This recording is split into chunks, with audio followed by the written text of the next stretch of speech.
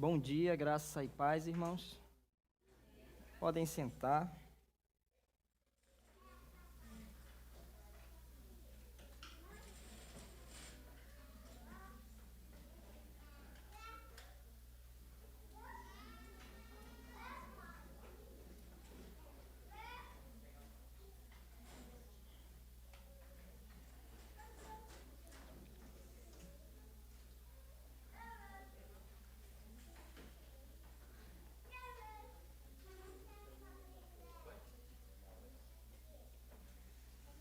Apareceu? Ok.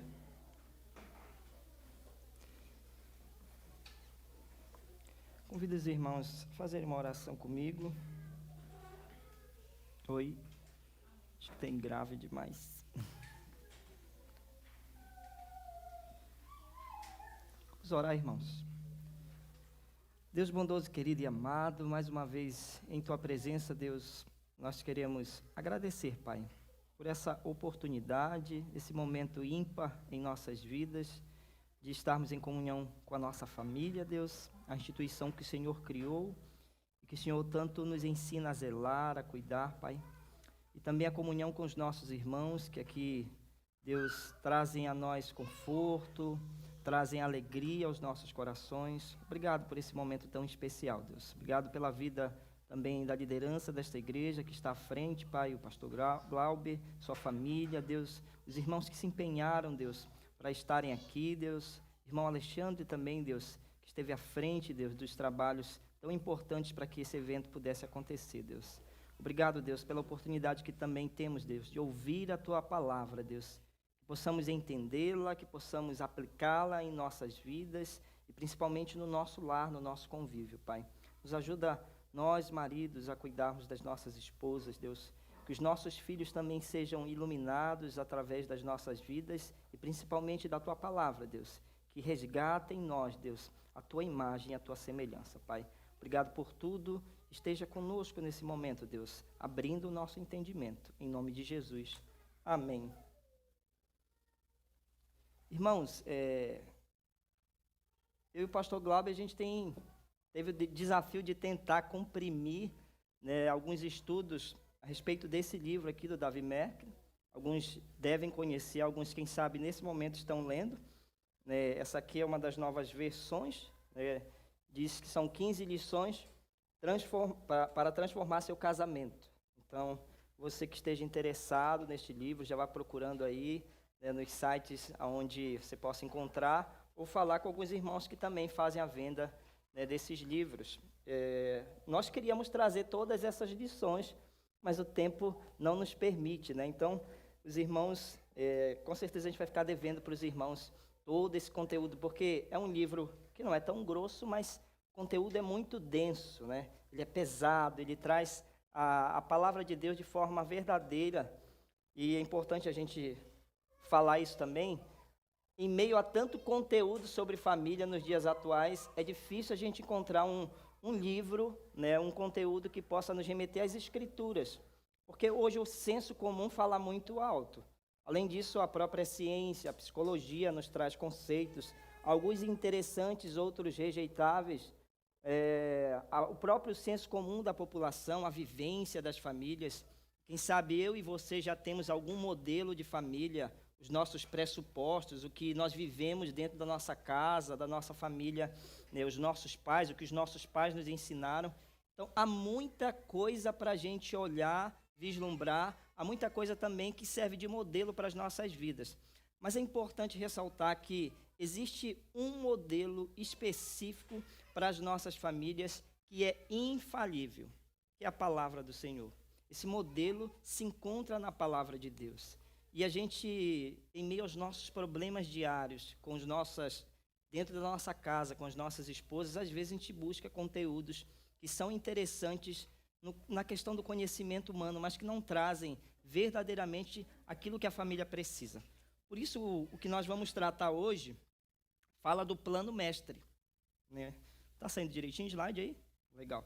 O plano mestre, alguns devem conhecer esse termo, alguns construtores, na engenharia, alguns também utilizam esse termo, o plano mestre. Ou seja, está se falando sobre planejamento. Antes de fazermos qualquer coisa, a gente tem que fazer um planejamento. E numa construção também é assim. Vem uma ideia. Depois da ideia vem o planejamento. Mas o que vem primeiro é a ideia. Se nós formos imaginar, Deus teve uma ideia magnífica de construir tudo isso que nós vemos hoje. Veio uma ideia, mas acima da ideia também vem o planejamento. Não basta sonharmos, nós temos que planejar. E sonhos são necessários. Pessoas que vivem sem sonhar são pessoas também que não têm perspectiva de vida. Não, são pessoas que não olham para o futuro ou até mesmo para o presente, porque até para sairmos de casa às 6 horas da manhã, aqueles que saem, você tem um planejamento, você tem sua rotina, e nada pode sair dessa rotina, porque senão alguma coisa dá errado, né? Nós temos o horário para o café da manhã, nós temos o horário para vestir as nossas vestimentas, nós temos horário para dar de mamar para os nossos filhos. Eu estou com essa experiência agora e ele é bem pontual, né? Desde cedo ele é bem sistemático, ele tem o horário certo das suas necessidades fisiológicas, e o planejamento é fundamental para a vida familiar também. Não é viver a vida de qualquer jeito, de qualquer maneira. Como diria um poeta brasileiro, deixa a vida me levar, vida leva eu. A vida não pode ser assim.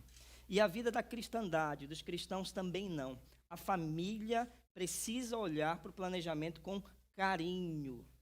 E alguma das perguntas que nós respondemos ontem no questionário fala a respeito de que, às vezes, a gente toma decisões e planos, mas que a gente não consulta a palavra de Deus, não consulta o próprio Deus, porque parece que a nossa mente já está no automático, ligou e vai funcionando, e o que vier, veio. O planejamento é fundamental para uma construção, irmãos. Então, o plano mestre da construção da família, do lar, não foi produzida por mãos humanas. Existe um princípio na palavra, pelo menos aqueles que defendem a palavra de Deus como única regra de fé e conduta, de prática, que a palavra de Deus ela é inerrante. Nela não contém erros. Apesar de nós vermos erros dos homens, mas a palavra de Deus ela é inerrante. A Bíblia Sagrada ela é inerrante. E esse princípio precisa ser falado a todo custo, porque o relativismo bíblico tem tomado conta das nossas igrejas e isso afeta diretamente as nossas famílias. Se a palavra de Deus é inerrante, significa dizer que é ali que encontramos o plano mestre para a vida familiar. Não só para a vida do indivíduo, do homem e da mulher, mas para a vida familiar em conjunto. E é isso que a gente vai ver hoje.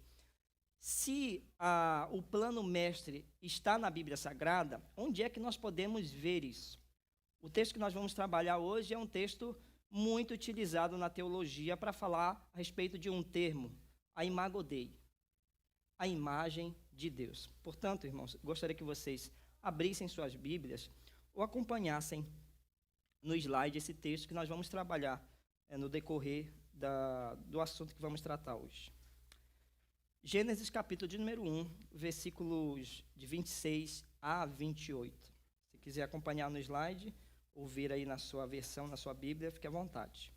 A palavra de Deus nos diz: também disse Deus, façamos o homem à nossa imagem, conforme a nossa semelhança. Tenha ele domínio sobre os peixes do mar, sobre as aves dos céus, sobre os animais domésticos, sobre toda a terra e sobre todos os répteis que rastejam pela terra. Criou Deus, pois, o homem à sua imagem, a imagem de Deus o criou, homem e mulher os criou.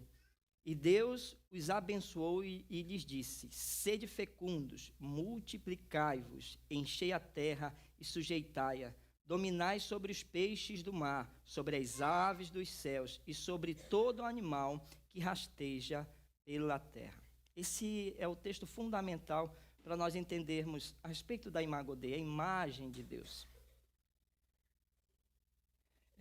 Eu trouxe poucos slides porque a gente vai tentar trazer o conteúdo aqui também com a nossa apostila. Vocês vão ver aí, abram sua apostila aí,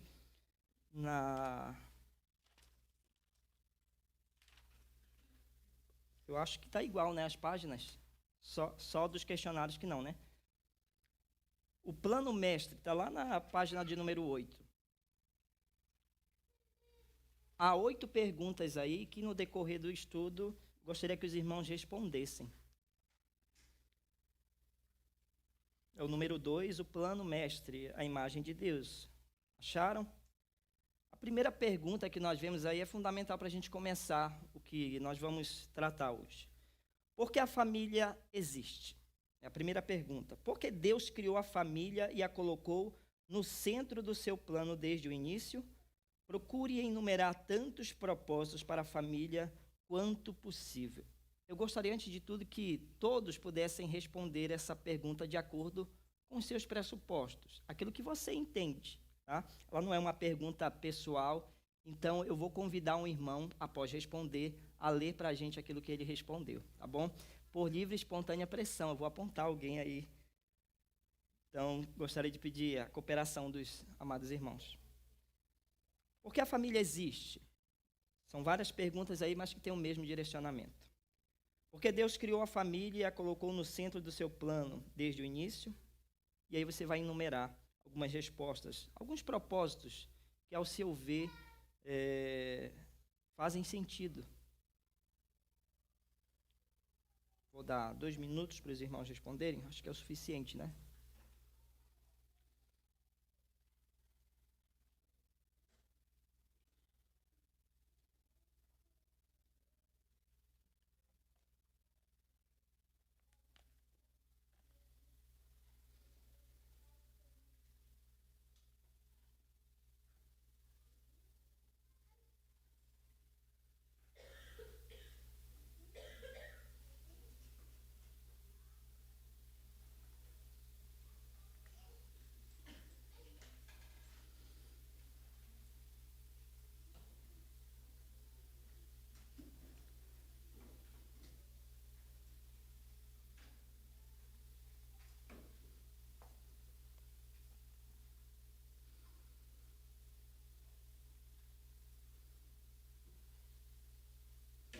Alguns já responderam, né? Alguém tem o desejo de compartilhar conosco a sua resposta? Senão vai funcionar do jeito... a pressão. No microfone, de preferência. O Cris está com o microfone aí, então, se alguém deseja, livre e espontânea vontade, levante sua mão.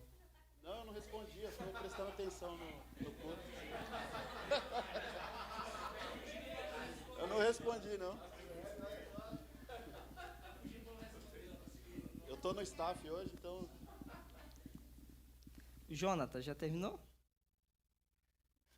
Você está de boa aí, então pressupõe que você já terminou. Eleito? Bom, a gente espera que sim, né? Eu escrevi glorificar a Deus, porque no lar o caráter é trabalhado de maneira intensiva. Portanto, Deus usa a família para moldar o homem e a mulher. Interessante. Mais um. Resposta de um estudante de teologia. Mais alguém? Eduardo, quer falar? Eduardo? Para espelhar e espalhar a imagem de Deus. Opa, tem alguém lendo aí os livros, tá certo. Essa é... Se sabe se sair, né? Tá do jeito teu, Felipe? Mais alguém deseja? Uma mulher? O Suélio? Suelen. Eles estão copiando os três. Olha lá. Já é parecido. Laura? Para a glória de Deus, para refletir a sua imagem e unidade, né? Que eles são 3 pessoas e ele dá papéis diferentes para cada um e aspectos diferentes para que eles o glorifiquem. Legal, vocês estão sincados no estudo, né? Estão ligados. Unidade na diversidade, não é? Opa! Até os termos estão colando, né? Valeu, Cris. Mais ninguém? Se não, acho que... Mais alguém? A minha tarefa hoje é não fazer vocês dormirem de jeito algum, né? Então a gente vai tentar fazer essas dinâmicas para que os irmãos se mantenham acordados. Em nome de Jesus. Ok, Cris, obrigado. Bom, aqui a gente viu algumas respostas muito interessantes. Refletir a imagem de Deus. Afinal, a gente está falando sobre a Imago Dei, né? Uma outra coisa que foi falada foi a unidade na diversidade. Não na adversidade, mas na diversidade. No ser como alguém diverso do outro, diferente do outro. E como alcançar a unidade na diversidade? Eis o grande problema da vida como um todo. Tanto da família, quanto da sociedade, quanto da igreja atual, né? A igreja, apesar de ter uma mente, pelo menos a gente acredita assim, numa única direção mesmo, pensamento, nós somos seres totalmente diferentes. A sociedade a cada dia mais está diferente, ou como alguns usam o termo, diferentona, muito diferente do que os nossos antepassados poderiam pensar que haveria um dia. A sociedade está tão diferente que nós vemos ainda com espanto isso. Mas a diversidade dos homens e mulheres no casamento é um ponto que nós vamos tratar hoje. Tudo que foi falado aqui é verdade, é um pressuposto que eu e você aprendemos desde a EBD, nas nossas vidas. E a Bíblia, ela fala sobre isso. Quando Deus criou o homem e a mulher, eu vou citar alguns trechos do livro aqui, e um dos trechos é esse. Quando Deus criou o homem e a mulher, ele o fez com o objetivo de que neles fosse vista a imagem divina. Então a resposta de vocês está nesse direcionamento. Gênesis 1, o versículo 27, no entanto, também deixa claro que, como casal, Adão e Eva refletiam aspectos da imagem de Deus que só podem ser percebidos na comunidade pactual da aliança conjugal. Então, nós podemos refletir a imagem de Deus de forma individual. E eis aqui um dos princípios batistas, né? A responsabilidade individual do homem perante Deus. É um dos princípios batistas mais antigos que nós compreendemos. A individualidade do homem perante Deus. A sua responsabilidade perante Deus. Significa dizer que eu não sou um sumo sacerdote ou um sacerdote que pode levar os pecados dos irmãos a Deus, mas que isso deve acontecer no seu coração, diretamente com Deus, porque todos nós somos sacerdócios, temos um sacerdócio, somos sacerdotes da nossa vida individual e também do lar. É o único lugar onde a gente vai ver uma responsabilidade mútua de um para com o outro, é no lar. Na igreja, não. Na igreja, o pastor não é responsável pelos seus pecados.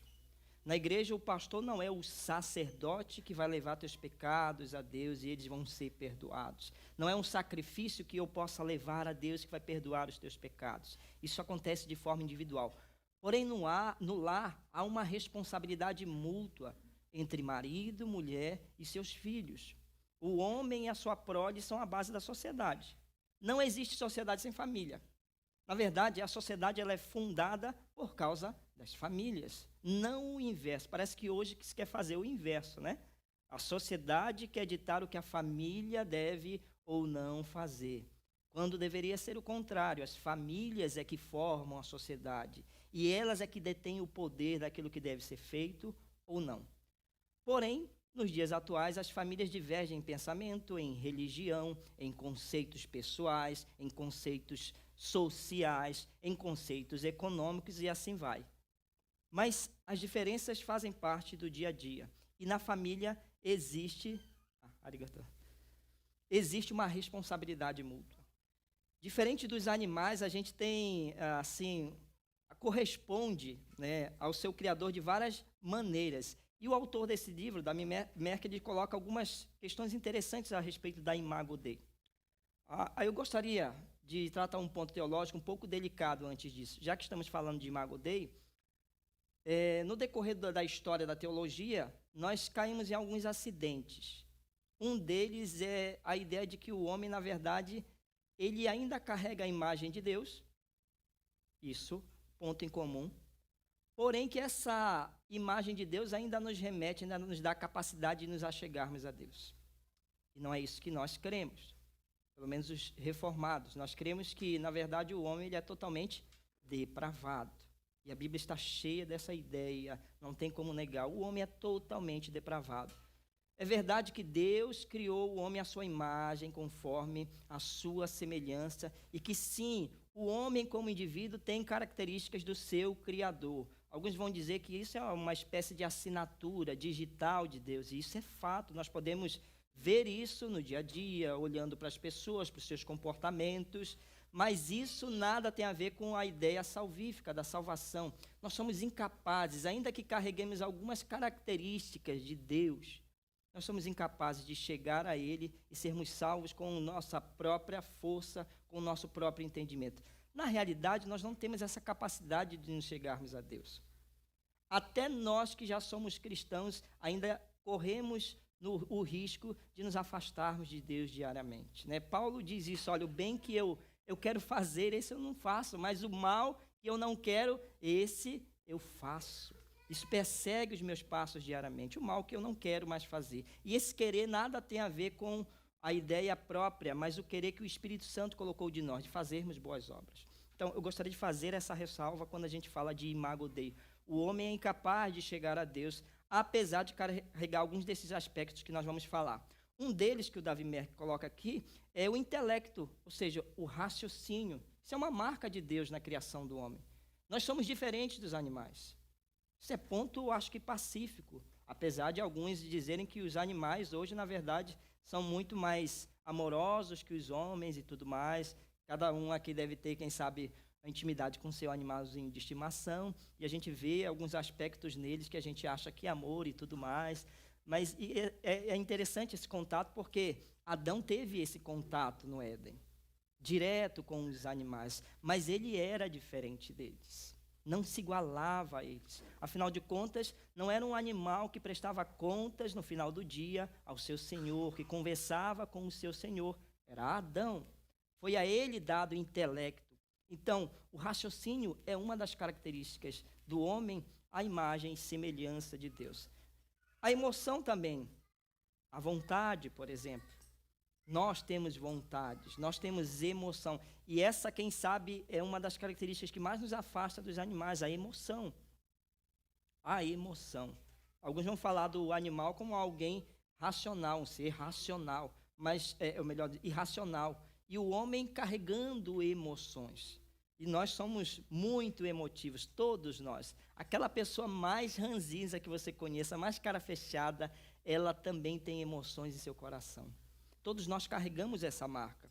A outra questão é a vontade, né? É o autoconhecimento. Isso é incrível da humanidade. Essa característica que Deus deixou no homem, do autoconhecimento, de poder se conhecer, de fazer avaliações sobre si. Outra questão é a adoração, que alguns, no decorrer da história, também tentaram atribuir aos animais. De alguma forma, os animais adoram ao Senhor. Mas isso é um ponto tão polêmico que não encontra muito respaldo na palavra de Deus, ou quase nenhum. Mas uma coisa é clara: tudo que Deus criou foi para a honra e glória de Jesus Cristo. Isso está lá no primeiro capítulo de Hebreus, lembram? Havendo Deus falado outrora aos pais pelos profetas, Hebreus 1, capítulo 1, versículo 1 e 2. Havendo Deus falado aos pais, antigamente aos nossos pais pelos profetas, a nós, nesses últimos dias, nos fala através de Jesus Cristo, a quem constituiu o herdeiro de todas as coisas e por quem fez também o mundo. Então, o mundo foi criado com esse grande propósito de glorificar a Deus. Então, de uma forma geral, a humanidade e tudo quanto foi construído por Deus serve para glorificar a Deus. Outro aspecto do homem é a reflexão, a capacidade de refletir. Também é nos dado uma coisa que não é dado para ninguém, nem nos que vieram antes da criação do mundo, por exemplo, os anjos. Os anjos, a gente chega a um consenso que eles são o quê? Espírito, né?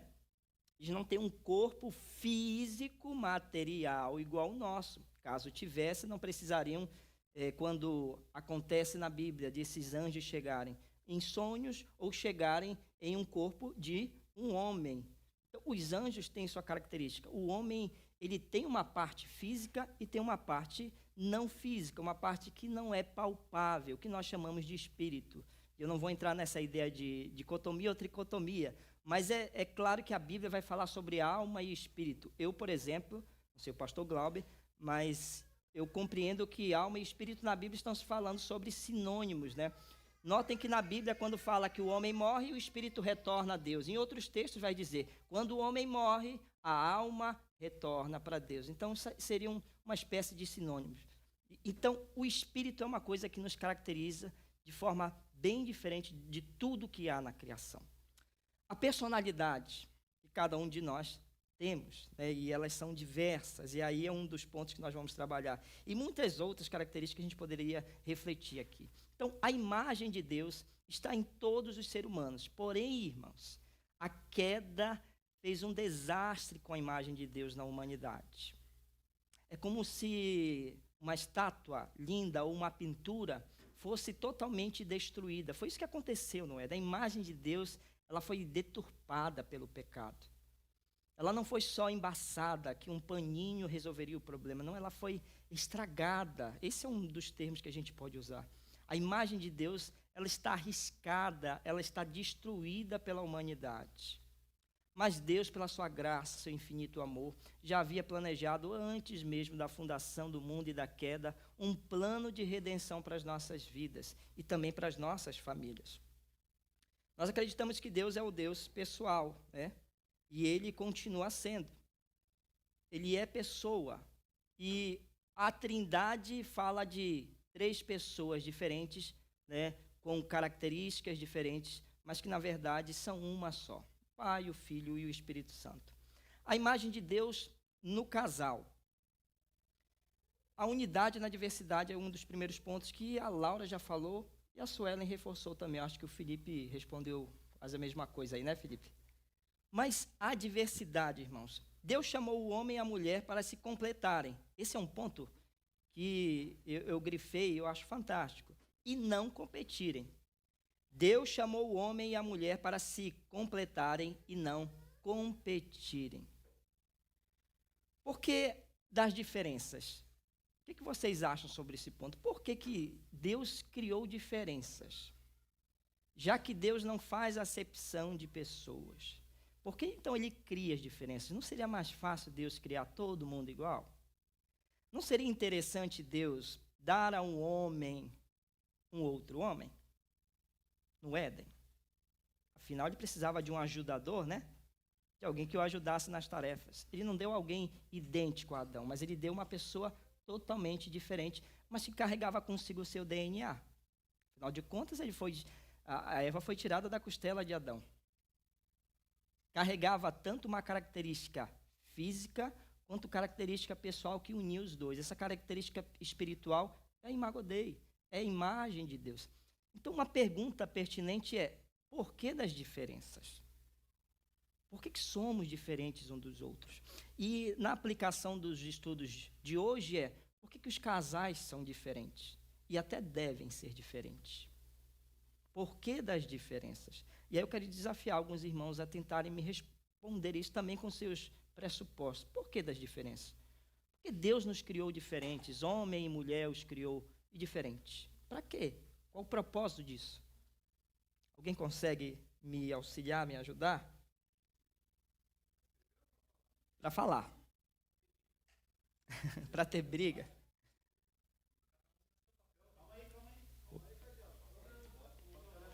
Para ficar na gravação, tá certo. O porquê das diferenças? Agora eu não falo. Porque cada um tem o seu papel. O homem foi criado e a mulher foi criada para ajudar o homem. Legal. São diferentes porque cada um tem papéis diferentes. Boa. Mais alguém? Opa. Legal, né? Os opostos se atraem. Os diferentes ou os opostos se atraem. Os opostos se atraem. Isso é uma realidade.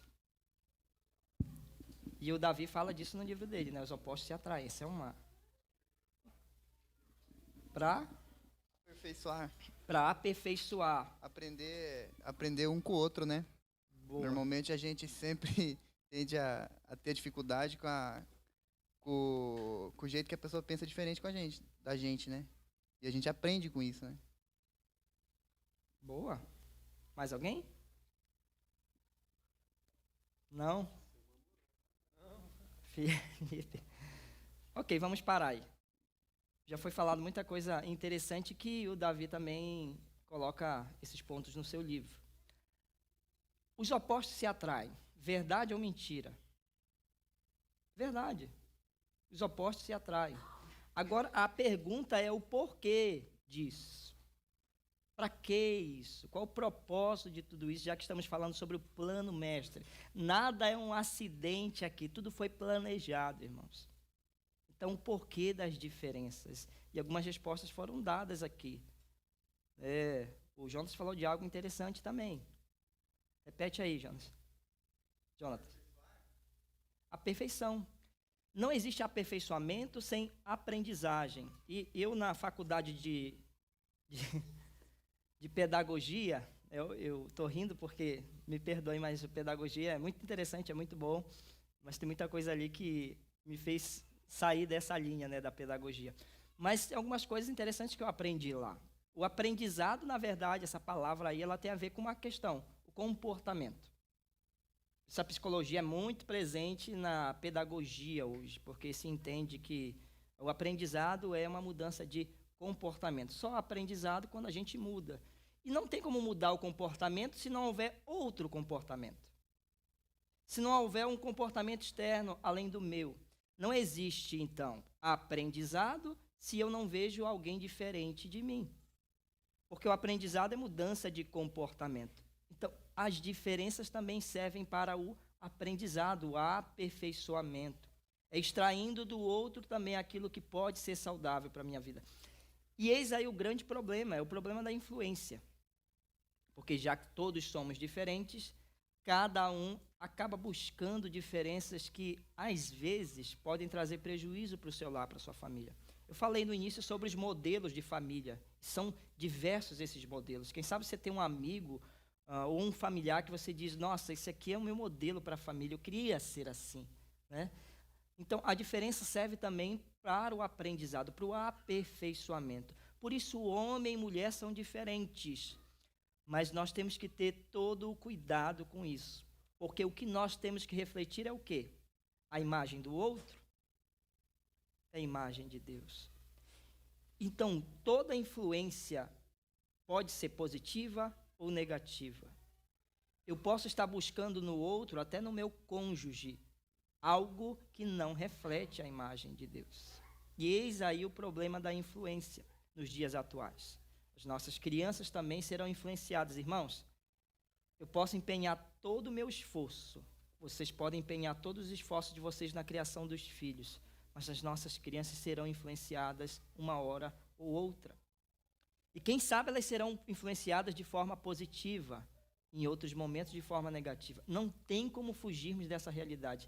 Eu, sinceramente, eu quero ser um pai perfeito, mas Deus tem colocado isso na minha mente. Ó, não tem como ser. A sociedade aí vai ensinar coisas ao teu filho. E não tem como a gente trancar ele no quarto. Não tem como a gente isolar ele do mundo. Não tem como nós, cristãos, imaginarmos que nos isolando de toda a sociedade, essa porcaria que nós temos visto na sociedade atual, vai nos fazer pessoas melhores, porque isso não é uma realidade. Isso é uma mentira que nós inventamos, de imaginar que nos afastarmos das pessoas ou do mal desse mundo, no sentido de não convivermos, vai nos fazer santos. Essa não é a ideia de santidade. Essa não é a ideia da santificação. E nós precisamos santificar o nosso lar. Mas aqui há diversidade no casamento, a diversidade entre homem e mulher. E também não temos como fugir disso. E o Davi fala sobre algumas questões muito pertinentes a respeito disso. Ele fala primeiro, os únicos 2 pontos que dá para a gente tratar hoje. É sobre, alguém já até falou aqui, espelhar e também espalhar. Espelhar o quê? A glória da imagem de Deus.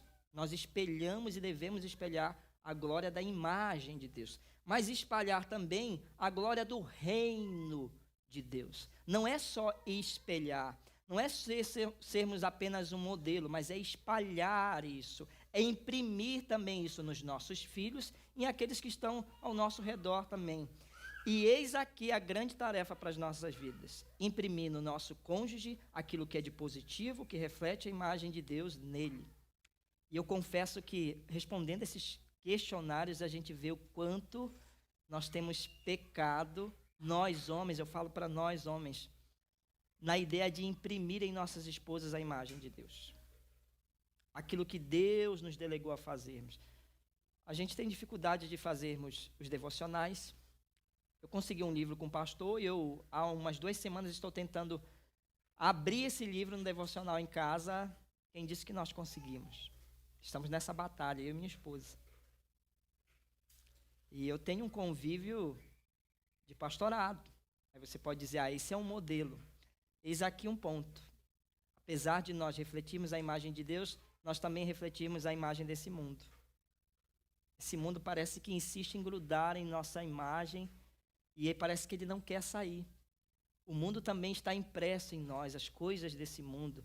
E a gente tem dificuldades que, para nós, crentes veteranos, vamos dizer assim, não deveria ser mais uma dificuldade. Nós não deveríamos mais estar lutando contra isso, fazer um devocional em casa, era para ser algo simples, era para fazer parte do nosso dia a dia. Mas não é bem assim. Nós temos essa dificuldade. E eu queria que você refletisse sobre isso. Vocês, homens, a sua responsabilidade enquanto governante.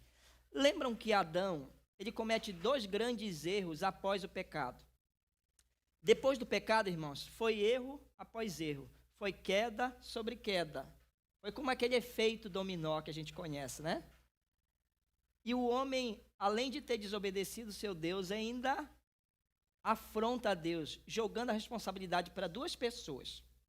Primeiro ele joga a responsabilidade para Deus, depois para a sua auxiliadora.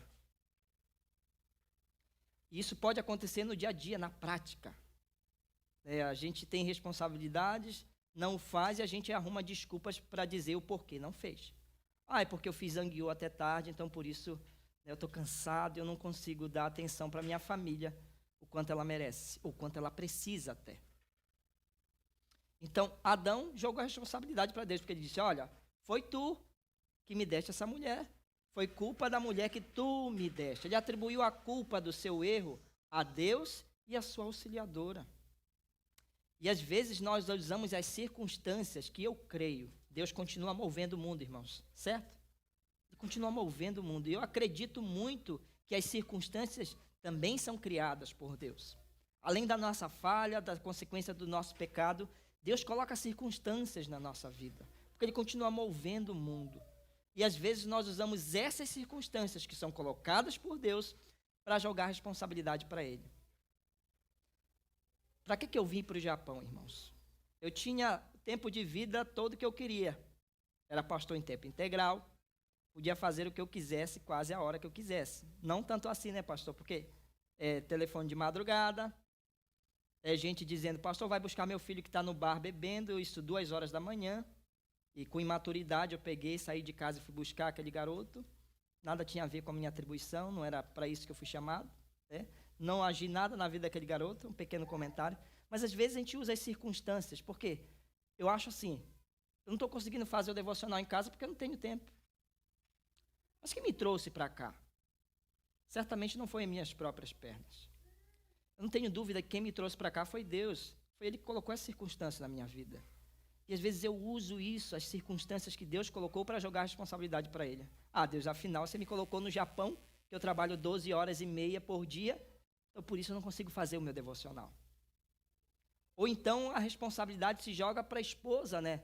Porque eu cheguei em casa, não tinha nada pronto, eu tive que fazer isso e não deu tempo para o devocional. Isso é apenas um exemplo da forma prática que nós temos no dia a dia de jogar as responsabilidades do nosso pecado uns para os outros. A gente aproveita até a diferença do outro para responsabilizá-lo por isso. Então, irmãos, um dos primeiros conceitos da Imago Dei é refletir a imagem de Deus. Mas, além disso, a gente precisa ter a verdadeira intenção de assumir as nossas culpas e os nossos erros. Sem isso, não tem como mudarmos a questão do devocional na minha casa. Ou outras questões que estão pendentes na vida do casal. Então, a gente precisa proteger a imagem de Deus.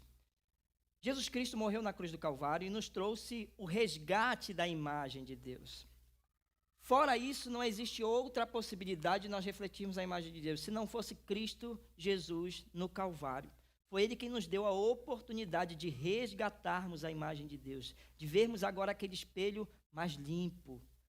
Conseguimos agora visualizar Deus em nossas vidas e na vida da igreja. Mas isso precisa ser protegido a todo custo. Por isso, a proteção da imagem no casal. Isso é de suma importância. O casal precisa proteger a imagem de Deus. E essa é uma atribuição nossa. É uma responsabilidade nossa de proteger a imagem de Deus no casal. A unidade na diversidade precisa ser uma realidade vivida, irmãos. Não vamos ser iguais. Aceite isso. Aceitemos isso. Não vamos ser iguais nunca aqui na Terra. E se essa é uma realidade, nós precisamos então agora conviver na diversidade, nas diferenças. Não tentar imprimir no outro aquilo que não é imago Dei, aquilo que é só um conceito que eu aprendi em casa, aquilo que é só o que meu pai e minha mãe ensinaram, ou os meus pressupostos trazem no meu coração aquelas ideias, né? Na minha mente. E eu quero imprimir, às vezes, vícios de linguagem. Quero imprimir no outro a risada que eu dou. Isso parece automático, né? Parece que quando a gente convive com a pessoa, a gente vai pegando um pouquinho da risada dela. Mas a gente quer imprimir coisas que não são a imagem de Deus no outro. São conceitos que, um deles eu preciso falar, que ele trata aqui de forma fantástica nesse livro. Eu confesso que eu já li muito livro sobre família, mas Davi Merck fala sobre um termo que os homens têm pecado a utilizar, e até as mulheres. A ideia da mulher como auxiliadora. Se a mulher é diferente, né? Isso aqui já ficou bem claro, a mulher é diferente do homem. Deus não deu um novo Adão ao homem para ajudar, o auxiliar, mas ele deu alguém totalmente diferente, e há um propósito nisso. Por quê? Vamos lembrar da criação? Na criação, Deus faz uma coisa e diz, nossa, isso aqui é bom. E Deus viu que aquilo era bom. Em toda a criação, nos 6 dias de criação, Deus diz, isso é bom, e essa é uma palavra muito repetitiva no primeiro capítulo do livro. E viu Deus que isso era bom. Mas eu quero lançar uma pergunta para vocês, vocês vão ler na Bíblia agora e vão tentar achar. Existe, nesse capítulo 1, dentro do que nós vimos aqui, dos versículos 26 a 28, né? Dentro desses versículos, alguma coisa que Deus diz que não era bom? Ele fez tudo e disse, é bom, isso é bom. Mas existe uma coisa que Deus olhou e disse, isso não é bom. Hã? Legal. Você já tinha percebido isso? Deus olha para a sua criação e diz, isso é bom, mas tem uma coisa que incomoda a Deus e ele diz, isso não é bom, não é bom. A primeira vez que isso aparece. Primeira e única vez na criação que ele olha e diz, isso não é bom. Não é bom que o homem esteja só. E aí Deus decide fazer uma auxiliadora. Eu quero trabalhar nessa palavra com os irmãos. Essa palavra do hebraico, o seu significado, a auxiliadora não tem nada a ver com escrava. Não tem nada a ver com serva também. Mas são palavras parecidas, né? Mas algumas aplicações são diferentes. A mulher não é serva do seu marido. Ela é auxiliadora. E só existe um outro momento em que essa mesma palavra do hebraico é usada para falar sobre alguém. Sabe quem é? Sabe? Para o próprio Deus. A palavra auxílio só é denotada depois para exemplificar uma característica de Deus. Ele é o auxiliador do mundo. Vamos ver, os Salmos está cheio dessa expressão, a mesma palavra no hebraico, sem tirar nada. Auxílio, quando você vê nos Salmos, é a mesma palavra usada para falar sobre a mulher auxiliadora. Nem para o homem foi dado algo parecido com isso. Então, auxílio, você, mulher, não é apenas uma serva, não é uma escrava do seu marido. E marido, aprenda isso. O marido não é senhor da sua esposa. Ele é o administrador do lar. Isso é fato. Mas o senhor da vida desta mulher é o mesmo senhor seu. É Deus. E a ela foi dada essa expressão, a mulher que seria auxiliadora. Sabe o que essa palavra também pode significar? Dentro de vários escritos hebraicos? Socorro. Deus olhou toda a sua criação e viu que aquilo era bom. Mas ele olha para o homem e diz, tem algo nesse homem que não é bom ele viver só. Então lhe darei o quê? Socorro.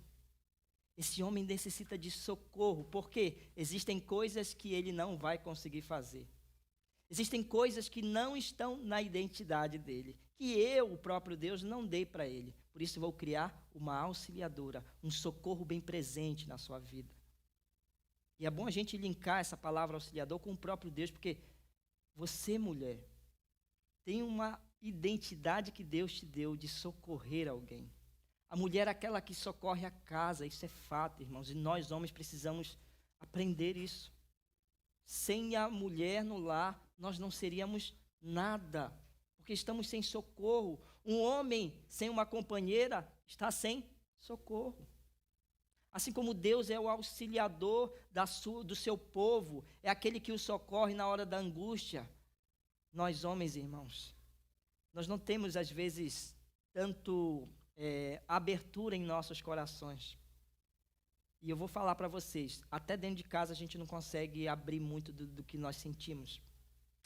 Mas dentro da nossa casa, do nosso lar, nós temos um socorro bem presente, é a nossa esposa.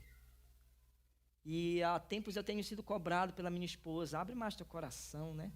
Porque às vezes a gente imagina que está protegendo a esposa, mas Deus criou a esposa para nos socorrer. Você é auxiliadora, marido, sua esposa é o socorro bem presente do seu lado. Assim como Deus é o nosso socorro bem presente. A esposa foi criada para isso. Por isso eu fico escandalizado, irmãos, todas as vezes que eu vejo a sociedade tentando levar a mulher para outra direção. É como se a gente tirasse os socorristas da praia, dissesse agora, deixa que se vira, eu vou colocar o socorrista para vender ingresso para o show que vai acontecer mais tarde. Eu vou tirar o enfermeiro que recebe todo mundo no hospital, irmãos, se não fossem os enfermeiros que nos socorrem. E existem uns socorristas, né? Aqueles que estão lá na linha de frente, acontece um acidente de trânsito, eles estão lá. É como se um governante olhasse, vamos tirar todos os socorristas da rua e vamos dar outras atribuições para eles. Parece que é isso que a sociedade quer fazer com a mulher hoje. Porque alguém inculcou na mente de muitas mulheres que ela não deve ser esse auxílio, porque esse auxílio é escravidão. E é fato que nós, homens, temos muita responsabilidade sobre isso. Porque, em vezes, tratamos as nossas esposas só como servas, que vão nos servir o tempo todo, só isso. E a sociedade quer levar elas para outro caminho. E, do jeito que está, tem muitas casas, irmãos, tem muitos lares sem uma socorrista bem presente. Inverteu os papéis. Se inverteram os papéis e homens estão sem socorro. É por isso que nós insistimos, não há pastoras. Parece que a gente está falando algo de outro mundo, né? Mas é uma mulher que está fora da sua função. Isso não é ruim, isso é maravilhoso, ela poder estar dentro da sua função, que Deus deu para ela, de ser auxílio, de ser socorro bem presente ao homem. Tome cuidado, proteja a vida do casal, a imagem de Deus no casal. A imagem de Deus é a Trindade, cada um com uma atribuição, mas sendo um só. Assim como o homem é uma só carne com a mulher, mas não deixam de ter atribuições diferentes. É como se, parece que, então poderia, né? Deus manda seu filho e diz, não, vamos inverter isso aí, né? Não manda mais o filho não para morrer na cruz, eu vou em espírito fazer isso. Que seria algo totalmente inusitado. Era necessário que um homem morresse, mas não qualquer homem. Era necessário que uma carne fosse ferida, essa carne deveria ser física. Nós aprendemos desde cedo que Deus é espírito, por isso ele cria o filho, melhor dizendo, erro teológico aqui, a gente está aprendendo sobre isso, né? Que fica esse vício de linguagem, né? Mas na verdade o filho é pré-existente também, né? Na verdade ele é gerado, essa é a expressão correta, não é, pastor Glauber? Ele é gerado eternamente no Pai. Aprendam isso. Ele é gerado e não criado. Ele não é uma criatura. Ele é o próprio Deus. E ele é gerado no Pai com um propósito específico. E esses papéis não são invertidos na Bíblia de jeito algum. Mas parece que na família a gente pode inverter tudo, a gente faz cotai com a esposa e ela pode fazer as minhas funções e tudo mais. E isso, irmãos, interfere diretamente numa vida saudável no lar. Não vamos trocar os papéis. Alguém falou, o Candião falou, né? É porque nós temos papéis diferentes, por isso que a gente é diferente. Nós temos papéis diferentes. Então você, esposa, não deixe de ser auxiliadora. Isso é divino. Isso é a imagem de Deus que Ele colocou em você. A unidade na diversidade. A gente precisa aprender. Somos diferentes, temos atribuições diferentes, mas nós precisamos nos unir. E eis aqui uma grande questão, porque parece que depois que todo mundo está com a sua função, todo mundo funciona sozinho. E não é assim. Já que eu tenho uma função, deixa eu trabalhar sozinho. Na fábrica onde eu estou hoje, irmãos, na função onde eu estou, a regra antigamente era que só duas pessoas trabalham naquilo que eu trabalho. Era que os dois iriam se auxiliar, se ajudar. Mas de um tempo para cá surgiu uma nova regra, que é cada um por si. Cada um fica cuidando. Eu cuido de 7 linhas, né? Abastecendo linha. E o outro cuida de 4. Aí cada um fica na sua função, ninguém se intromete. E aí agora estão dizendo, não está dando certo, né? Porque está sobrecarregando um e o outro não está auxiliando. Parece que quando a gente dá atribuições a algum, ele vai funcionar no automático, e não é assim. Eu tenho atribuições, mas sabe quem me lembra dessas atribuições? É a minha esposa. Ela que cutuca, olha, não é assim. É uma auxiliadora. É o meu socorro bem presente. Nós não precisamos funcionar no automático e nem vamos funcionar no automático. Não é como se a gente desse corda naquele carrinho e ele fosse andando sozinho. Não é assim. E o primeiro ponto é que só vamos funcionar, refletir a imagem de Deus, se nós estivermos ligados na videira. Não tem outra. Se não estivermos ligados a Deus, não temos como fazer as suas atribuições, aquilo que Ele coloca em nossos corações. Não há. Sem Deus, nada podemos fazer. Esse é um ponto. Mas também sozinho, só você e Deus, não é assim que funciona, porque Ele te deu uma auxiliadora, não foi à toa, homem. E a mesma coisa são as mulheres. Há tempos a gente precisa alertá-las, dizer, olha, não é bem assim. Você está fazendo isso, mas não é para fazer assim. Então, não funcionamos apenas, funcionamos na unidade. E unidade, alguns vão dizer que o termo melhor não seria unidade, né? Seria unicidade. Já ouviram esse outro termo? Porque unidade, na questão matemática, é de né? É uma unidade. E eu e a mulher somos unidades diferentes. Então, seria uma unicidade. É quando duas unidades se unem em um propósito. Então, um homem precisa ser uníssono. Né? Unicidade. É quando temos diferenças, temos até pesos diferentes, mas caminhamos totalmente juntos. Então, essa é a ideia de unicidade. Isso a gente aprende lá no coral, né? Vamos cantar em uníssono, né? Agora a gente não vai dividir as vozes. Então, não tem agora o barítono, não tem o baixo, né? Vai a todo mundo cantar com a mesma voz. E aí, o que você percebe? Apesar de cantar no mesmo tom, os timbres são diferentes. Porque a caixa, né? Aqui, essa caixa que é a boca, é diferente de cada um. Então, cada um tem um timbre diferente, o posicionamento dos dentes e tudo mais, a biologia, o nosso corpo é diferente. Então, apesar de cantarmos no mesmo tom, nós vamos ver diferenças na timbragem, no timbre um do outro. Então, por isso se fala, vamos cantar em uníssono, todo mundo junto, e que lindo fica. É como se dentro de casa nós precisássemos também fazer um coral e cantar em uníssono, irmãos. As vozes são até diferentes, o timbre é diferente, mas o propósito é o mesmo. O homem e a mulher têm pesos diferentes, precisam andar em unicidade. E é claro que a gente entende o termo aqui traduzido, a ideia de unidade, no meio da diversidade. Nós precisamos, irmãos, entoar cânticos uníssonos, homem e mulher, esposo e esposa. Mas não somente os dois, os filhos também. E uma das questões para proteger o lar também está na criação dos filhos. Eu vou comprimir mais aqui, irmãos, tá? Porque senão o nosso horário não vai dar. O casamento cristão reflete a imagem de Deus quando manifesta a unicidade na diversidade. Esse é um ponto que trabalhamos. Mas também a proteção no seguinte ponto, unidade na... Opa! Conseguiram visualizar o último texto aí embaixo? Devemos proteger o relacionamento marido e esposa a qualquer custo, pois foi criado para refletir a imagem de Deus e o amor entre Cristo e a igreja. E aí, antes de eu passar por outro ponto, que são os filhos, tá? É só uma pincelada pelo nosso tempo. Existe um ponto que eu não posso deixar de tratar aqui. Na Bíblia, há um texto que diz: deixará seu pai e a sua mãe, e se unirá à sua mulher. De novo, a gente vê essa tradução aqui de união, né? De um só.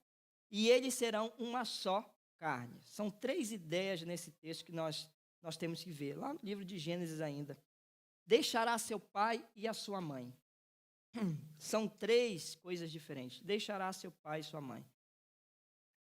Exclusividade no relacionamento é o que o Davi Merck coloca aqui. 3 pontos importantes que eu gostaria que vocês anotassem. A primeira é exclusividade no casamento, no relacionamento. Exclusividade. Não tem como ter exclusividade no casamento, no relacionamento, se não deixarmos algumas coisas no seu devido lugar. Por isso a ordem aqui de Deus é: deixará seu pai e a sua mãe. A Bíblia não está tratando de um desamparo aos pais. Não está falando de abandonar os pais ao vento, como alguns têm feito, né? A gente faz isso, né? A gente abandona de forma... corta o cordão umbilical pensando que nunca mais vai voltar para lá. E não é sobre isso que está se falando. Tem algo cultural do Japão que eu acho incrível, irmãos. Eu não sei se algum dia no Brasil isso era presente, mas da minha era para cá, de onde eu nasci, da era a década de 90 ali, né? Tem 33 anos. Já não era uma realidade isso. Mas culturalmente o japonês, quando a mulher engravida, parece que ela volta para a casa dos pais, né? Parece uma questão muito presente na cultura japonesa. E os avós, eles participam desse momento que é magnífico na vida do casal. Né? Isso é legal, mas pode trazer alguns prejuízos. Mas a ideia é essa, de que avós devem ser avós.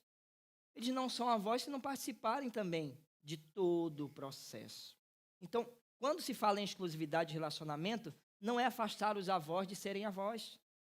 Eles precisam estar com seus netos. Eles também são espelho para os seus netos. E parece que quando a gente fala sobre isso, a Bíblia então está dizendo que agora cortou todo o relacionamento, e não é assim. Mas cada coisa tem o seu devido lugar. Avós são avós. Eles já foram pais. Eles não são pais dos teus filhos. E isso tem que ser bem colocado. A criação é responsabilidade sua, é nossa. Isso também não quer dizer, é bom fazer a ressalva, que os nossos pais não podem contribuir na criação dos nossos filhos. Olhem bem, contribuir. Eles podem nos aconselhar e sem dúvida, irmãos, peça aconselhamento. Porque eles têm experiências que eu e você não temos. E se não fossem os nossos pais ensinando como é que vai fazer a criança rotar direito. Se não fossem eles, aí não ensinar aquelas receitas que só os pais conseguem ensinar, que só os avós conseguem ensinar. Mas cada um tem seu devido papel. Eles vão nos passar as experiências, mas a responsabilidade na criação dos filhos são nossas. Nós não podemos abrir mão disso, porque senão estamos pecando também. Estamos dando a responsabilidade para outros. E se acontece uma coisa, vai dizer, isso é criação da avó. Se é culpa do avô, é culpa da avó. E isso aí é cria de vó. Já ouviram essa expressão? Esse aí é furiô porque é cria de vó. Porque às vezes nós, pais, queremos dar atribuições a quem não é, de fato, o papel. E é preciso separar aqui. Por isso, deixará seu pai e a sua mãe. E isso também reflete na vida do casal. Não só na criação dos filhos. Porque está cheio de lares, assim, capengando. Porque a interferência do pai e da mãe é direta na vida do casal. Irmãos, não se espantem, mas tem brigas que acontecem porque o estopim foi o sogro, foi a sogra. Por isso que sogra é tão mal falada. À toa, sabe por quê? Porque nós somos os culpados. Nós damos atribuições a eles que não são deles. A vida de casal é nossa, nós precisamos responder por isso, resolver os nossos problemas. E nada impede de pedirmos aconselhamento. É até ideal que façamos isso. Mas um sogro e uma sogra jamais devem interferir na vida direta do casal. Porque a responsabilidade diante de Deus, de refletir a imagem de Deus, é minha e da minha esposa. E nada pode mudar isso. Então, deixar pai e mãe, irmãos, é algo essencial para termos uma vida de casal mais agradável, que reflita a imagem de Deus realmente. Esse é um ponto que eu não poderia deixar de tratar hoje, apesar do nosso tempo.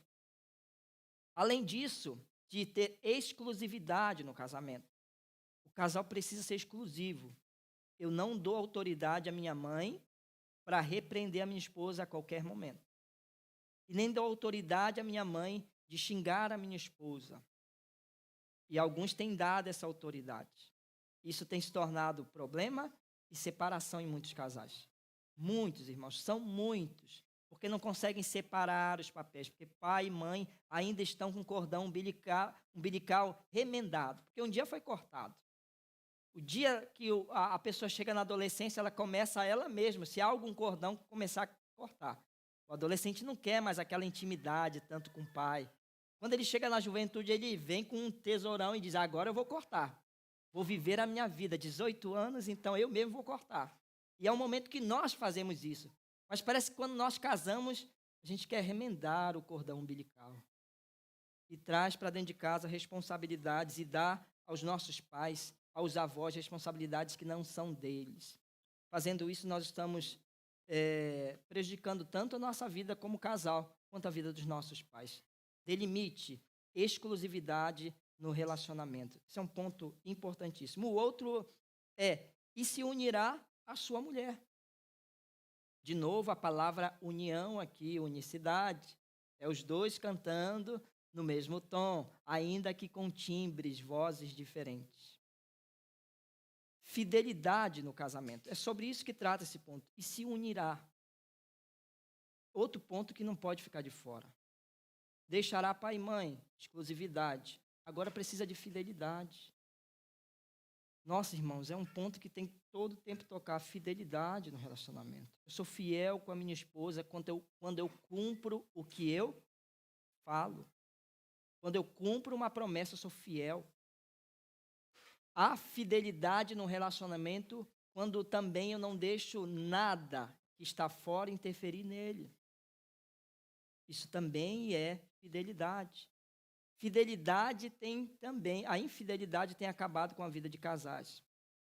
Porque eu não traio a minha esposa, mas eu sou infiel em outros pontos com ela.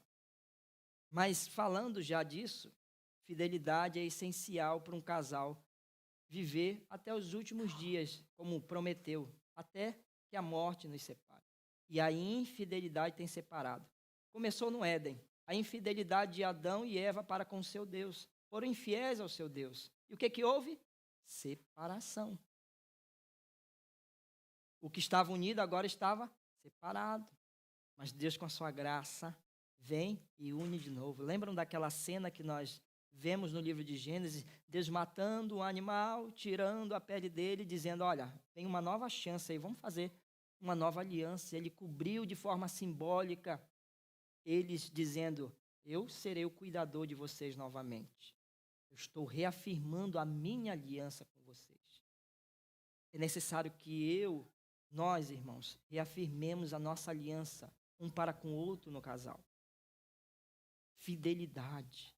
Fidelidade diariamente. Fidelidade quando eu não uso as redes sociais para ser infiel. Porque parece que no meio virtual fica aquela ideia, né, que Jesus quebrou, de que se o ato não for consumido, não há pecado. Eu queria matar o pastor Glauber. Me fez uma raiva, eu queria enforcá-lo. E eu fiz toda a cena na minha cabeça. Mas eu tive domínio próprio, né? Pelo menos nas mãos. Tive domínio próprio e não matei o pastor Glauber. Graças a Deus, né, pastor? Nem ia conseguir, né? Mas ele é bem maior que eu, né? Mas eu manipulei a minha mente fez todo esse trabalho e eu acho que eu não pequei. Quando o homem vislumbra aquela mulher na rua, a deseja, faz uma cena em sua mente, Aí passou, ele diz, consegui, não traria a minha esposa. Não traí. E o meio virtual está cheio dessa ideia, porque parece que se o ato não for consumido fisicamente, a coisa está linda e belíssima. Olha como eu sou um bom esposo. Olha como eu sou fiel. Mas Jesus quebra isso. Ele diz que até em pensamento nós pecamos, nós afrontamos a Deus. E até casais que pensam que estão em pé, estão em plena queda. E uma hora ou outra, irmãos, aquilo que é virtual pode ser praticado. E aí vem mais um problema. Eu não vou dizer que é aí que vem um problema, porque o problema começa aqui. Nós pecamos em pensamento, a infidelidade começa aqui. Então tomem cuidado. O meio virtual parece que se pode tudo. Parece-me que o Facebook não conseguiu fazer aquele plano, já estão desistindo, demitiram não sei quanta gente, quantos funcionários, porque não deu muito certo aquele planeta, aquele mundinho virtual que tentaram fazer. Vocês se lembram? Não? Mas o Facebook lançou a ideia, contratou um monte de funcionários e alguns já estavam viajando. Como é que se chama? Metaverso. Aquele universo que você poderia ser quem você quisesse. Se você em sua mente é um assassino, lá você poderia ser. Se você é alguém que gosta de prazeres carnais, você poderia ir lá no prostíbulo e frequentar a loja que você quisesse. É claro que isso eu estou sendo já bem exagerado na ideia, mas futuramente seria isso. As pessoas nas redes sociais podem fazer aquilo que elas acham que podem fazer. Pessoas se demonstram muito fortes nas redes sociais, mas na realidade não são. E o mundo virtual, Jesus já havia alertado sobre isso, já começa aqui. O pecado está nas nossas mentes. Então você, casal, que diz, nunca traí a minha esposa, mas quem sabe no metaverso já está planejando isso há muito tempo. Fidelidade no casamento.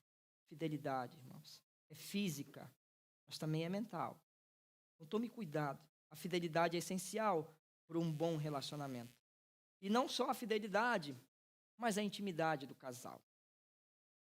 E diferente do que alguns têm pregado, eu penso um pouquinho diferente. Parece-me que só há fidelidade se houver intimidade. Porque dizem, se a mulher negar para o homem, ele pode ser infiel. Parece que é uma desculpinha que inventaram, né? Várias pessoas já me procuraram.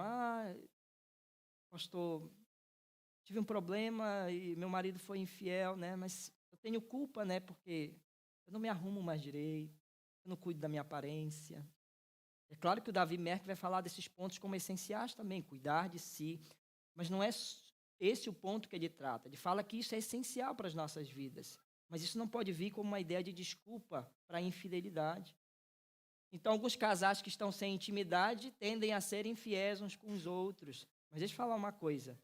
Se você é fiel, você tem intimidade. E vice-versa. Não são coisas separadas, elas caminham juntas.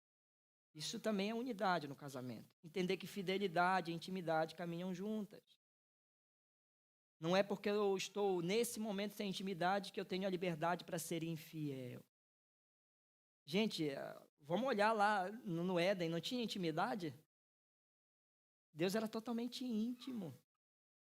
Faltou intimidade de Deus para o homem traí-lo? Deus era íntimo do homem todos os dias, irmãos. E ainda assim o homem o traiu, pecou contra ele. Então essa desculpinha de que se não há intimidade, não há fidelidade, não vai. Mas ele trata desse ponto. Intimidade é essencial. Intimidade. E é o ponto que a gente vai encerrar na última palestra. Sobre um bom relacionamento como amigos. Amigos para sempre. Lembram daquela canção? Amigos para sempre. Casal com intimidade é um casal que dá certo, sim, irmãos. E intimidade é algo essencial. Tem que ser exclusivo. Não deixar que nada exterior atrapalhe no seu casamento. Tem que ser fiel e tem que ter intimidade. Nós não somos robôs. Parece que temos que seguir uma cartilha para sermos felizes. Não. Nós temos que refletir a imagem de Deus.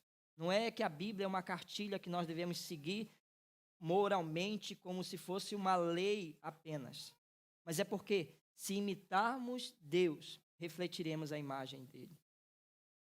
Isso não é legalismo. Isso é o Espírito Santo vivendo e habitando em nós. E é só o Espírito Santo que pode nos fazer refletir a imagem de Deus. Então, resumindo tudo que nós já vimos até aqui hoje, até aqui agora. refletir a imagem de Deus depende totalmente do nosso relacionamento com Deus. O pastor Glauber falou ontem sobre um triângulo amoroso, né, que pode causar espanto, mas sem esse triângulo amoroso não tem como dar certo. E é claro, irmãos, não é que não há casais que vivem até a morte sem Deus. Há casais. Mas a ideia aqui é de dizer que esses casais não refletem a imagem de Deus. Há pessoas ímpias que casam e vão viver até o dia da sua morte juntinhos. Aí vem Salomão e diz, isso é vaidade de vaidade. Eles viveram o gozo, a alegria da vida, conseguiram sucesso no seu casamento, mas não refletiram a imagem de Deus. Assim como tem cristãos hoje que estão fazendo tudo certinho, tudo direitinho, dentro da sua vida conjugal, está dando certo, eles pegaram técnicas da psicologia que está dando certo. Estão tendo um casamento, olha, nota 10. Mas esse casal não tem refletido a imagem de Deus. O mundo pode fazer a gente dar certo aqui, mas como diz o Salomão, é vaidade de vaidade. Salomão, ele começa a fazer essas reflexões e uma hora ele diz, sabe o que importa mesmo, já que tudo é vaidade? O que importa? Qual que é o princípio da sabedoria? Temer a Deus. Um casal que não é temeroso ao seu Senhor pode dar certo, ter as alegrias desse mundo, mas jamais verá a Deus. Jamais refletirá a glória de Deus. E ainda que você tenha seguido toda a cartilha que você abraçou e que está dando certo na sua casa, é importante dizer, sem um triângulo amoroso com Deus, não tem como refletirmos a sua imagem. Exclusividade no casamento, fidelidade no casamento e intimidade no casal. Esse é o último ponto que vamos falar sobre hoje. Proteja a imagem de Deus no lar. É essa a nossa tarefa. Proteja a imagem do Senhor, do teu Deus, no lar. Seja unido mesmo em meio às diferenças. Não queira imprimir no outro aquilo que vem de você, mas aquilo que vem de Deus. A Imago Dei é o que pode resgatar o nosso casamento, é o que pode fazer a nossa casa ganhar vida e ser luz para outros. Quero pedir aos irmãos que orem comigo.